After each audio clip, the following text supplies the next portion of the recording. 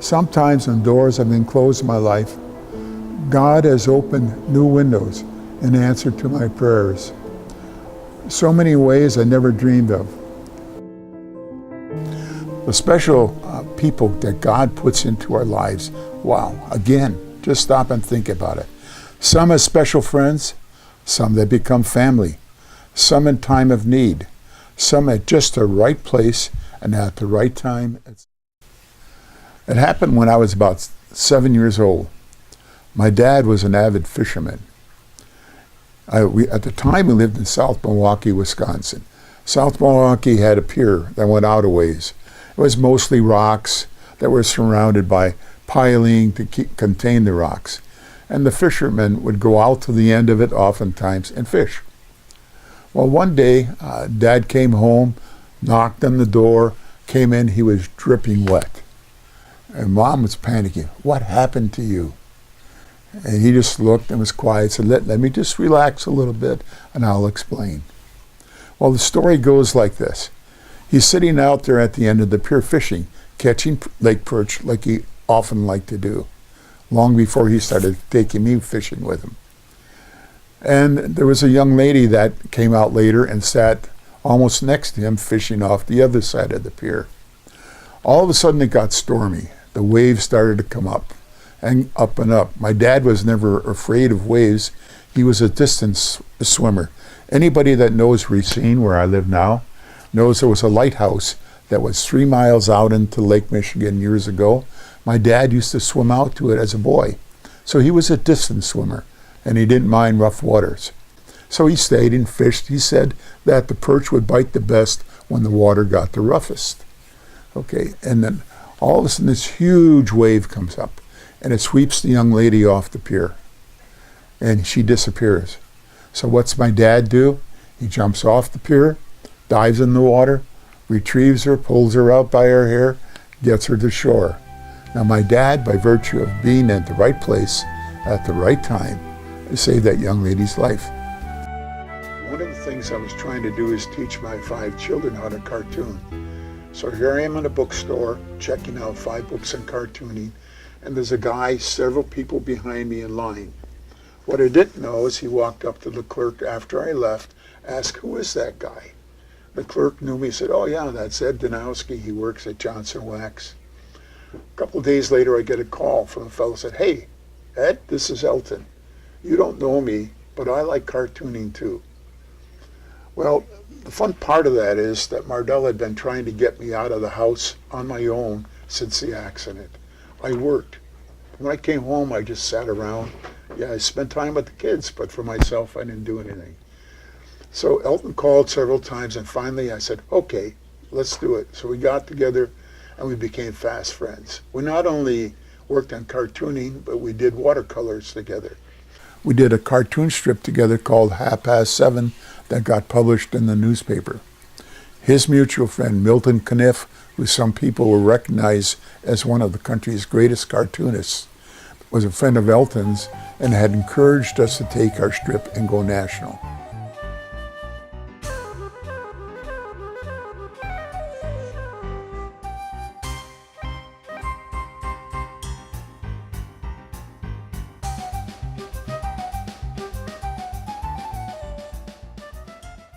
And we were about to go national with our strip when we had a little tragedy. Elton's wife died. We never continued, but we had the fun of developing the strip and getting it published. My art really got boosts from several people. There were 3 people that became key friends to me who helped develop my art. Between the 3 of them, they took my art on a real journey. The first one was an artist named Bob Johansson, very well known around the country, but here from Racine. The second one was a former art teacher from years ago for me named Berta Sherwood. Berta handpicked 5 artists from the region to come paint at her home once a week. And we'd come and we'd paint for 3 or 4 hours in an afternoon. All of us retired at that point. And Berta really helped to elevate my skill level. And then, of course, there was meeting my friend Zoltan Zabel. I had to retire early at the age of 55 for health reasons. Mardell was concerned about me being home because my career was a business career. I had long hours, I traveled a lot, and someday here I'm going to be home. And so she sent me to a workshop in Minneapolis with an artist named Zoltan Zabel. The interesting thing was that over the lunch period, he invited me to lunch. We became fast friends. And Zoltan would travel back and forth from North Carolina to here in Racine, got to know my children. He coached and mentored all of us and took our art all to a high level. And since then, we've had so much fun with it. About 6 years after encephalitis, Mardell and I were sitting in our kitchen at home, and the snow was just coming down beautifully. Couldn't be prettier. And Mardell said, "Hey honey, how about we go to Petrified Springs and play in the snow with the kids?" So we loaded all 5 kids in the car, came here to this very spot where I'm standing right now, and the kids had fun with snowballs and running in the snow. Then they caught wind of something else. They saw this beautiful bridge over my left shoulder. All 5 of the kids had a ball. They started running from here to here, back and forth across the bridge, back and forth, back and forth, back and forth. It was a field day for them. It was a free day for them. And here on this very bridge were all these footprints that ran back and forth across the bridge and back again. Mardell and I were standing right about here, watching our children run back and forth, having a field day in the snow. Footprints galore, back and forth across the bridge. All of a sudden she stopped, looked up at me, she's like, "Honey, can you do a favor for me?" And I asked, "What's that?" She said, "When I get better, when I'm well, will you paint this scene for me?" And 8 years later I did. And it was called Footprints on My Bridge.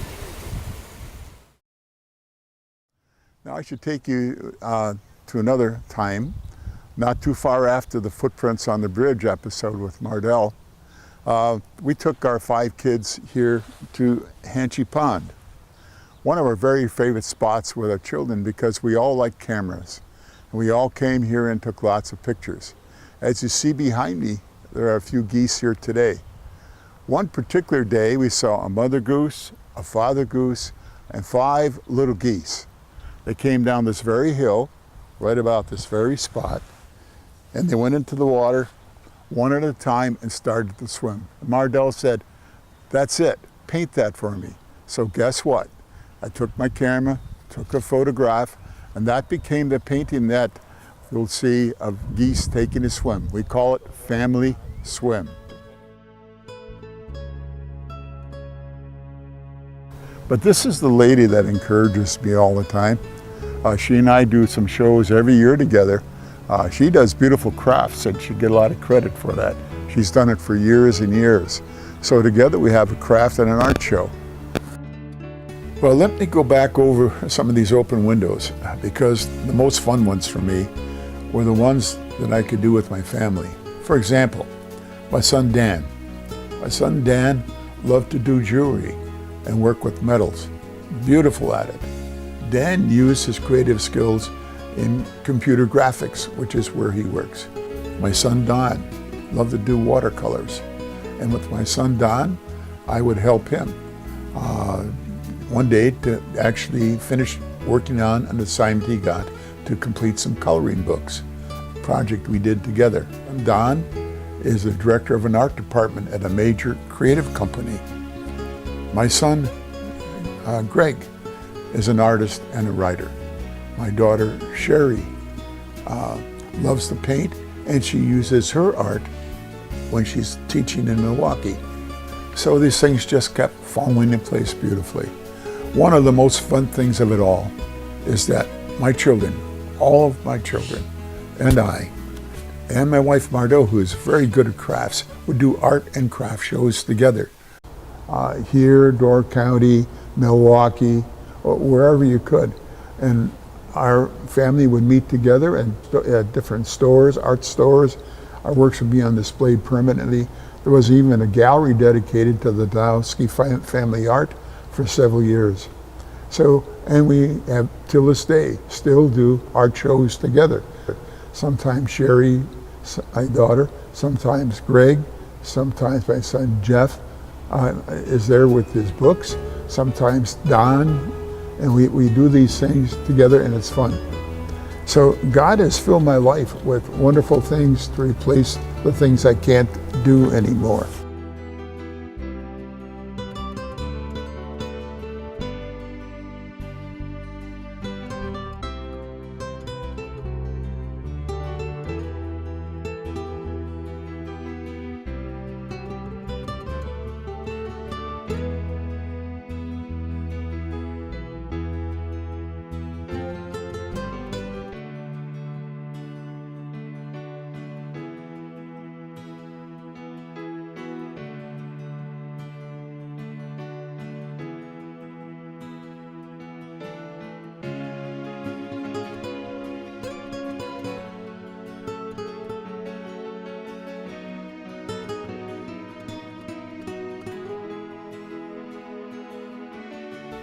The next is a priest called Father Peter Mary Rookie. Now, some of you may know about Father Rookie. He's now passed away. I learned a lot from Father Rookie about resting in the Spirit. My first experience with him came about when I went to a healing service for somebody else. And I experienced just a little light twinge in the knees. But as time went on, I learned the full measure of what that particular gift is. But what really happened to Father Rookie is my friend Elton that I mentioned, the cartoon buddy of mine. Well, he lost his first wife, and Elton remarried. A lady he married was a Catholic. Elton was not. And she called me on the phone one day and says, "Ed, would you mind taking Elton to the Church of St. Lucy's? A priest named Father Rookie will be there with a healing service. I just wondered if maybe he would be converted if he went." So I went to the healing service with Elton. I saw people getting out of wheelchairs and walking. Very interesting thing that I really want to share here is at one point during the service, Father stressed to the people there, look, when you pray to God, when you pray to Jesus, imagine in your mind that he's standing right there in front of you, and that with all of your heart, you are praying to your very best friend about whatever it is that you have on your mind. And before we went up for a blessing, that's how he asked us to pray. Now, I did go up for a blessing with Elton, so he would go along. I wasn't even thinking of myself. Went home that night. The next morning I woke up. Now you have to know that when I was going to work, I had braces on both hands that went from here up to here.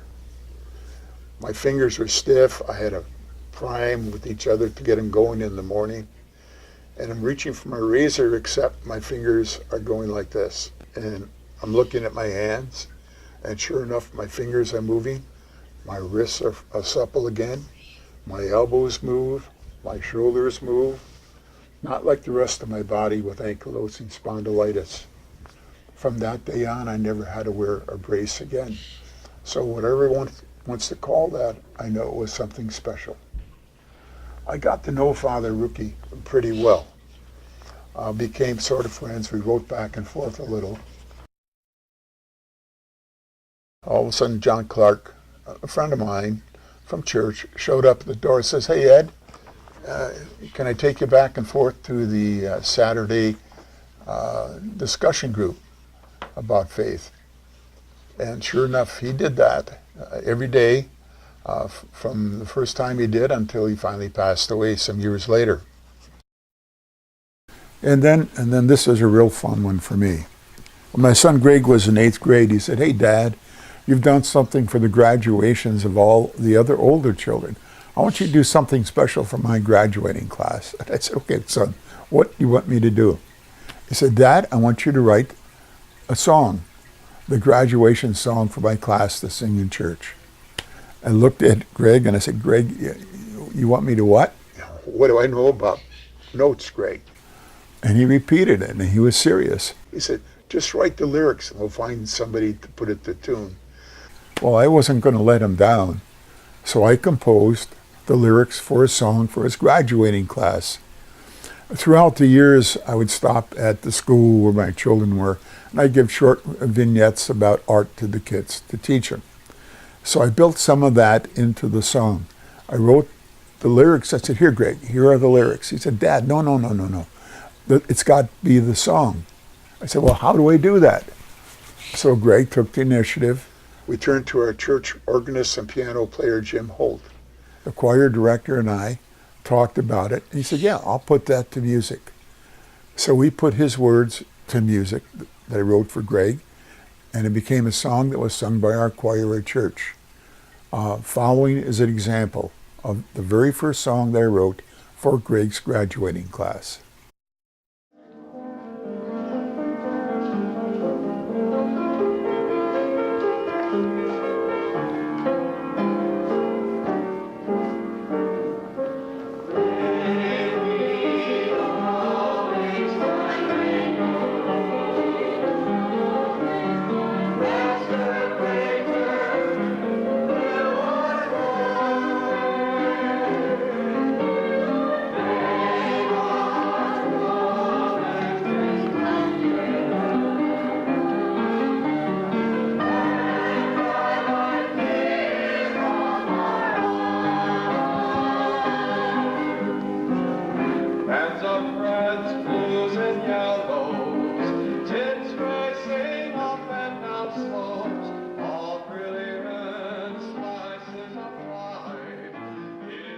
We had so much fun. We wrote about 7 or 8 songs that were sung by our choir regularly. We even wrote the wedding song for my children. I'd written a series of poems. And one of the poems was very, very short. And it was about people spending time with others in need of their time. Well, one day I got a phone call from my son, Jeff. He said, Dad, I met this lady at our church. She plays in the church orchestra. She wants to know if she can put your poem to music. Well, I was a little hesitant about that, didn't know her, but I said, sure. And the young lady came over to the house. We sat down. We worked on it together. And on Divine Mercy Sunday, a very, very special Sunday to me, this young lady sang it at the service. And that's what you'll see on this video.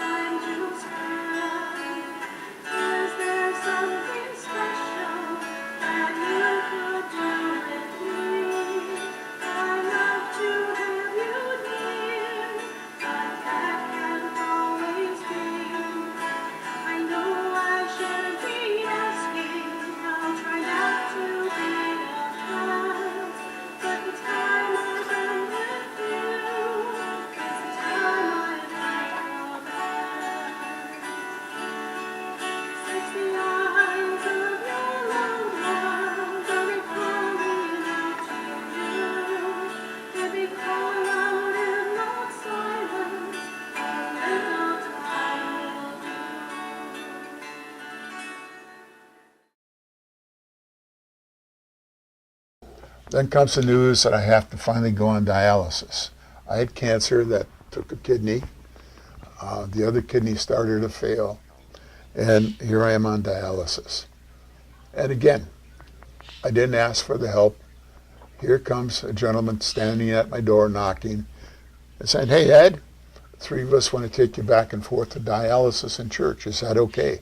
Well, it's more than okay, because that's a tough thing. It's not easy to drive home after dialysis, and it's harder on the family if they have to take me back and forth. So these 3 gentlemen have been doing it from the heart, from the very beginning, and still do it to this day. There are those that come to our lives unexpectedly, including those that help to change our life's directions. For example, a good place for me to start would be talking about how I met my wife. Merely by accident. By accident, oh yes. I lived halfway between Racine and Milwaukee, where I went to school at Marquette. My car happened to break down one day, and so I was hitchhiking. I'm way out in the country, as far south in Milwaukee as you can get. And this car pulled over. A fellow says, "Hey, I know you from school. You're in my class. You need a ride?" I said, "Yep." He had 3 other people in the car, and he asked me if I wanted to permanently carpool, and so, yes, I became part of the carpool. One of the people in the car was a fellow named Don. He was in engineering school. I was in the liberal arts program at the time. And what we did after school, we all convened in the school library, and that's where our driver would meet us. Sounds simple enough. Well, one particular day, I had to dress up for a speech class. So I dressed up with a suit, and the other thing that happened for me is I got brand new glasses, wore them for the first time that day. Well, Don, he also dressed up for something that day. And when we met in the library, our driver came by, didn't see us, and took off. Now here we are, 2 guys, far from home. How do we get home? Well, Don, who's now a friend of mine, said, "Hey Ed, why don't you take the train from Milwaukee to Racine with me? I'll borrow my dad's car. I'll drive you back to where you live and get you home." And I thought, yeah, okay, good. So we did that. Just so happens Mardell, my wife, was working nights after school. She was a senior in high school. But that night, she happened to have a night off from work. And guess what? So we met at his home. And it was interesting because she was asking what English courses I was taking. And I told her I'd just been reading about Sir Francis Thompson from England and some of his English poetry that he wrote. My particular favorite is called The Hound of Heaven. I highly recommend it. It's good reading. At any rate, she had to do a paper, ironically, in high school on that same verse by that same author. So I loaned her my school book. Nice thing to do, right? And I got it back with a nice note, right? And that led to our courtship and eventual marriage. So, how about putting somebody in my life at the right time, in the right place, at the right way? I had a friend named Al Hornish.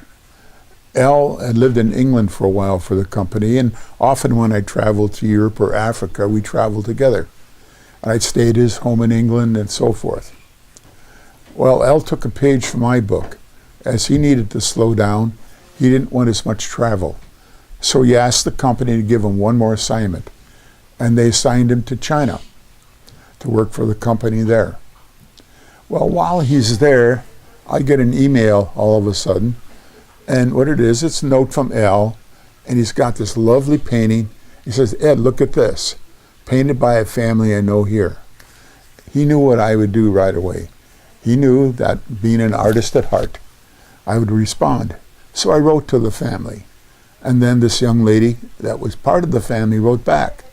And we started writing back and forth, back and forth, back and forth. Her letters got longer. Our notes got longer back to her. And one day we get this note saying, "Will you be part of my family?" And I said, "Sure, we'll be a part of yours." Well, can you imagine? Total strangers, halfway around the world. How else could we meet? Well, that grew into the most beautiful relationship. She considers us part of her family. We consider her and her family part of our family. Some years later, she moved to Switzerland. We were invited to her wedding. And we did. We went to Switzerland, Mardell and I. We met her mom, her dad, and her sister. Her dad's one of China's most accomplished artists. The painting up over my head is an example of one of them that he's done. He did that, sent that to me. Then we would send some of our art to them. So they have much of our family's art in their home, and we have his family's art in our home. We've got Mandy's sister's art in our home, Mandy's art in our home, and her dad's art in our home. And they have some of my son's works in their homes. Well, and then Mandy and Seb came to visit us here. And we went back there again, and they came back here. The relationship has grown tighter over the years. They truly, truly are part of our family, and we truly, truly are part of their family. Now, how in the world could I possibly, or my family, meet their family when we're here and they're in China? The whole moral of the examples that I gave here is I'd like you to think of all the right people in all the right place at all the right time in the lives of so many of us. Is that happenstance? Or might it just be God helping to put the right people in the right place at the right time? With all my heart, really for the love of God, share some of the open windows. It's not that I'm trying to show, wow, look at all the things I can do. What I'm trying to say is, look, I had so many physical limitations, and despite that, God opened so many beautiful windows that were things I could handle.